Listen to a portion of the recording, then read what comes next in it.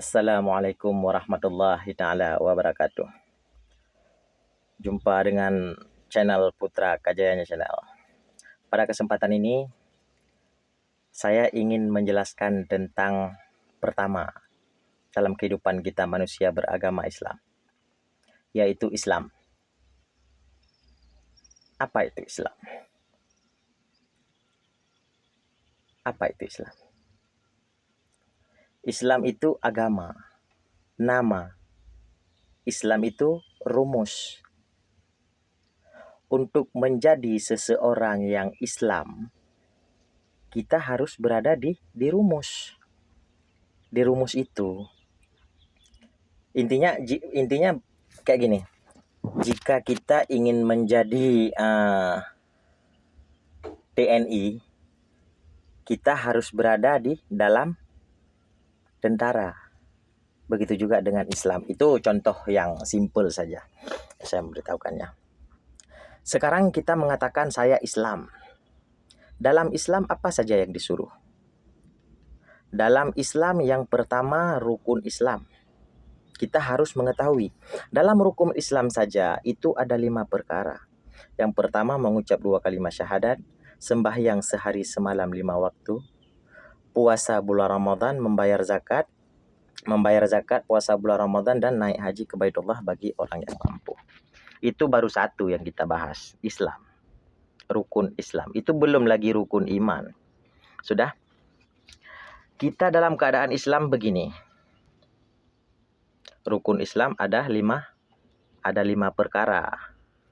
Mengucap 2 kalimat syahadat, sembahyang sehari semalam 5 waktu, membayar zakat, puasa bulan Ramadan, dan naik haji ke Baitullah bagi orang yang mampu. 5. Dalam Islam, apabila mungkin kita tidak berhaji, kita masih bisa hidup dalam Islam, tapi jangan karena tersengaja, mungkin karena ekonomi kurang. Oke lah, masih ada 4 rukun yang harus kita lakukan. Mengucap, sembahyang, puasa, bayar zakat.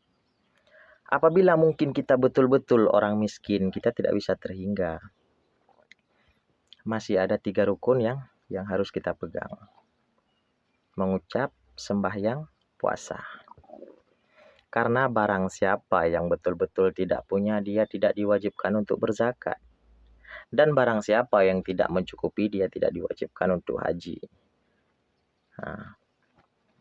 Dan apabila mungkin dalam keadaan puasa, itu memang sama-sama dengan niat sholat. Karena sama-sama dia fardhu'in. Tanpa niat maka tidak akan terjadi.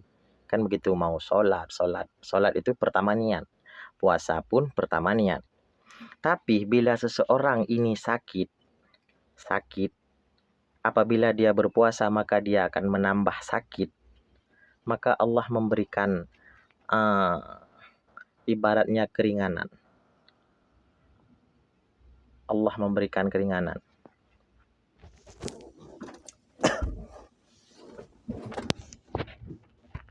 Allah memberikan keringanan, maka tinggal 2. Mengucap dengan sembahyang. Inilah yang paling kukuh dalam Islam. Ini yang paling pokok dalam Islam. Apabila di antara salah satu ini kita tidak melakukannya, maka jatuhlah kita sebagai orang Islam. Karena tiada alasan untuk meninggalkan sholat. Tidak bisa berdiri, bisanya duduk. Tidak bisa duduk, bisanya tidur. Tidak bisa juga mungkin tidur, bisa dengan gerak-gerakkan badan sikit. Tidak bisa juga, bisa dengan gerak-gerakkan mata. Tidak bisa juga, matilah saja. Yang inti yang harus kita ketahui, tidak bisa untuk meninggalkan mengucap 2 kalimat syahadat dan sembahyang sehari semalam 5 waktu. Tapi mengapa sekarang yang 2 yang paling kekal ini kita jarang memperhatikan? Contoh, mungkin kita sholat. Oke, saya sholat. Tapi apakah bacaan yang kita bacakan di saat kita sholat itu sudah benar? Kenapa kita tidak ingin mengintrospeksikan diri? Kita pergi ke tempat abu-abu, tengku-tengku, ustad-ustad. Ustad, assalamualaikum ustad. Tolong ustad dengarkan, saya ingin membacakan Al-Fatihah saya ustad. Pasti ustad pun akan senang sekali menerima apa yang kita inginkan. Ini tidak. Sudah Al-Fatihah saja, itu mau fasih tak fasih. Karena kalau menurut saya fasih ini bisa kita yang buat. Tidak mesti dia harus orang Arab, orang Jawa, orang Amerika. Kalau memang dia niat dalam beragama, kenapa ustadz-ustadz itu semua fasih? Dia orang Jawa, dia orang Arab, dia orang mana saja, tapi dia fasih. Karena apa? Karena memang ada niat dan keyakinan. Oh, kalau misalnya dibicarakan, oh tidak apa-apa, mau tidak fasih. Bagaimana tidak apa-apa walaupun tidak fasih? Sedangkan dalam satu kampung saja, apabila dalam kampung itu ada berapa orang yang fasih atau tidak fasih, maka yang akan disuruh jadikan imam itu orang yang fasih. Berarti itu fasih itu penting. Lepas itu dalam bacaan salat. Karena salat ini ada rukunnya 13. Niat, berdiri, duduk, tahiyat. Ada 13 rukun. Apabila rukun itu kita tidak mengetahui, bagaimana kita melakukan sesuatu? Contoh, orang suruh buat rumah tapi pedoman rumah atau gambaran rumahnya dia tidak pernah melihat ataupun dia tidak tahu. Otomatis pasti yang jadi tidak akan sesuai dengan keinginan si pemilik. Begitu juga kita. Allah menyuruh kita sholat. Sholat itu tiang agama. Tapi kita tidak pernah ingin tahu bagaimana di saat kita duduk, bagaimana di saat kita membacakan ayat pendek, apa semua. Kita belajar di waktu SD aja. Sudah bisa, seandainya malaikat ada di samping kita waktu kita bacakannya kan. Bismillahirrahmanirrahim. Alhamdulillahirabbil alamin arrahmanirrahim maliki yaumiddin. Iyyaka na'budu wa iyyaka nasta'in waladdallin. Malaikat berbisik, Fatihah yang Anda baca salah. Mohon ulangi lagi tujuan Anda atau Fatihah Anda. Apa yang akan kita rasakan? Barulah di saat itu kita mencari-carikan, Tengku Abu tolong saya, ajarkan saya. Sekarang kita yang masih muda, yang masih ada umur. Karena Islam ini rahmatan lil alamin. Di sini saja nyawa kita ingin keluar. Apabila memang betul-betul dengan hati yang ikhlas. Kita ingin memintakan pertolongan, kita ingin memintakan pengampunan, pasti Allah Subhanahu wa taala akan mengampun. Allah itu Maha Kaya. Tidak sebanding dengan kita manusia. Beginilah umpamanya. Allah itu satu, esa, kekal, wujud, ada, tapi tak bertempat. Sedangkan kita makhluk-makhluk yang dijadikan sama Allah. Bagaimana mungkin kita bisa melawan yang telah menjadikan kita? Kaum muslimin dan muslimat rahimakumullah.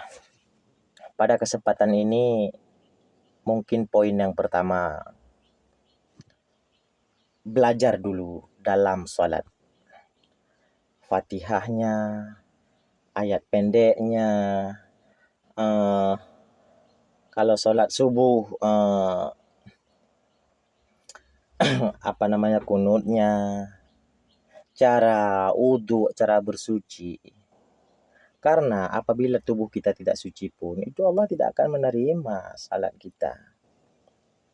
Jangan salah, untuk apa kita sholat berpuluh-puluh tahun, untuk apa kita sholat beratus-ratus hari, tapi satu pun Allah tidak menerima. Di saat nanti dunia sudah kiamat, Allah memintakan pertanggungan jawab. Di akhirat kita dipanggil. Pas kita naikkan di timbangan, langsung cos ke kiri. Maka kita bertanya kepada malaikat, malaikat, saya 45 tahun tidak pernah saya meninggalkan sholat malaikat. Kenapa saya masih berdosa? Malaikat hanya tersenyum. Sholat yang Anda baca semua tidak diterima. Di saat itu baru kita menyesal. Jadi pada kesempatan ini, muslimin dan muslimat, perbaiki cara bersuci, perbaiki cara membacakan ayat-ayat. Insya Allah tuai di dulu, mengucap 2 kalimat syahadat dan sembahyang. Jika memang sembahyang sudah betul-betul sudah oke, lepas itu dilanjutkan dalam berpuasa. Mungkin insya Allah setidaknya tahu dalam rukun Islam ada 5 perkara, semua kita tahu asal usul dan apa yang boleh, apa yang tidak boleh, bagaimana kita harus lakukan. Baru kita naikkan ke rukun iman. Karena bila orang sudah ada hati yang bersih, maka iman pun akan ada di dalam dada. Oke, cukup di sini saja. Nanti pada kesempatan yang akan datang, kalau memang ini menjadi motivasi ataupun menjadikan pelajaran, tolong komen supaya saya lebih semangat untuk memberikan pendapat, untuk memberikan pemikiran-pemikiran, untuk memberikan pemasukan-pemasukan. Apabila ini bermakna, apabila ini bernilai, tolong berdoa sama Allah supaya Allah memberikan saya pahala. Amin ya rabbal alamin. Assalamualaikum warahmatullahi wabarakatuh.